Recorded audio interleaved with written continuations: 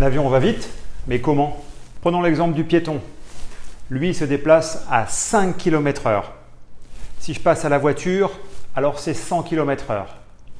Si je passe à l'avion de ligne, c'est 1000 km/h.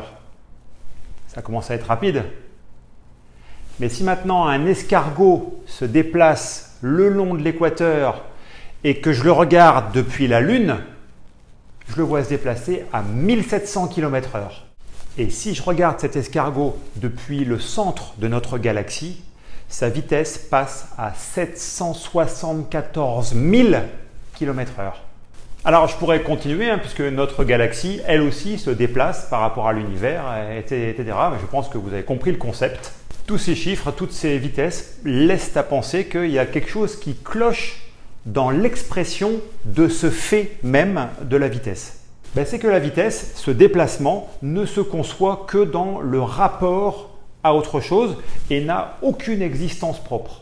Alors pourquoi est-ce qu'on a généralement l'impression qu'un escargot n'avance pas?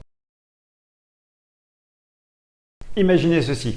Deux capsules spatiales se croisent dans le vide sidéral. La première joint la deuxième par radio et lui annonce « Nous venons de nous croiser. Waouh, quelle vitesse incroyable vous avez !» Et la deuxième répond « C'est marrant, j'allais justement vous dire la même chose. » Dans cet exemple des capsules spatiales, si vous vous placez dans une capsule, vous avez l'impression que l'autre va vite, mais si vous vous placez dans la deuxième capsule, vous avez l'impression que la première va vite. Et tous les deux peuvent avoir raison. C'est qu'une question de point de vue et donc de repère. Alors qu'en est-il de l'avion?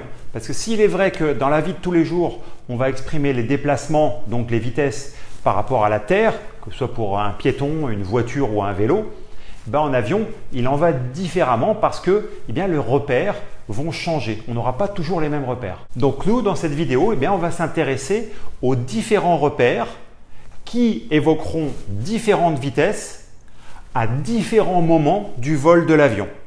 Le premier cas, ça sera la vitesse indiquée, ou en anglais Indicated Airspeed, IAS. Ce sera la vitesse indiquée par l'anémomètre, par lecture directe sur l'anémomètre. Donc elle représente la vitesse de déplacement par rapport à un air qu'on appelle standard, c'est-à-dire que la pression est à 1013, la température à 15 degrés. Donc pour la vitesse indiquée, le repère, c'est l'air. Cette vitesse est donc rarement exacte, mais on va s'en servir pour deux cas. Le premier, ça sera pour l'atterrissage, parce qu'on est près du sol et la VI est fausse, mais de pas beaucoup. Le deuxième cas, on se servira de la vitesse indiquée pour calculer la vitesse suivante, la vitesse propre, ou en anglais TAS pour True Airspeed. Et donc la vitesse indiquée nous servira de base. La vitesse propre, c'est la vitesse vraie, entre guillemets, de l'avion dans la masse d'air. Alors qu'est-ce qui a changé par rapport à la vitesse indiquée? On a tenu compte de l'évolution des paramètres de l'atmosphère au fur et à mesure que l'avion monte. Donc on va effectuer des corrections sur la vitesse indiquée pour obtenir une vitesse propre, donc une vitesse vraie, True Airspeed, plus proche de la réalité. Si vous disposez d'un avion moderne, il calculera lui-même, grâce à son ordinateur de bord, cette évolution entre vitesse indiquée et vitesse propre, et ce, en permanence. Sinon, il faudra que vous calculiez cette différence entre vitesse indiquée par votre anémomètre et vitesse propre que vous obtiendrez par calcul. En gros, on rajoutera 1% de vitesse à la vitesse indiquée tous les 600 pieds. Ensuite, on tiendra aussi compte de l'évolution de la température par rapport à la température standard escomptée à l'altitude à laquelle vous êtes. Mais je ne rentrerai pas dans ce détail-là. Prenons encore une fois un avion classique d'aéroclub, un Cessna 172. Si je suis à 600 pieds, à une température et une pression standard, je lis sur mon anémomètre une vitesse indiquée de 100 nœuds. Puis, 20 minutes après, je me retrouve à 6000 pieds, toujours à une température standard, qui a évolué évidemment. Et là, je regarde mon anémomètre, je suis toujours à 100 nœuds. Pourtant, quand je fais le calcul de la vitesse propre réelle de mon avion, donc de la vitesse par rapport à l'air qui m'entoure, je trouve 110 nœuds.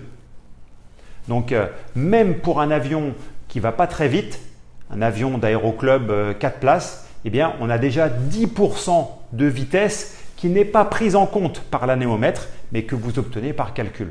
Donc cette expression de la vitesse propre, si on ne change pas de repère, c'est-à-dire que le repère c'est toujours l'air qui m'entoure, va servir de base à exprimer la performance de votre avion, évidemment toujours par rapport à l'air qui l'entoure.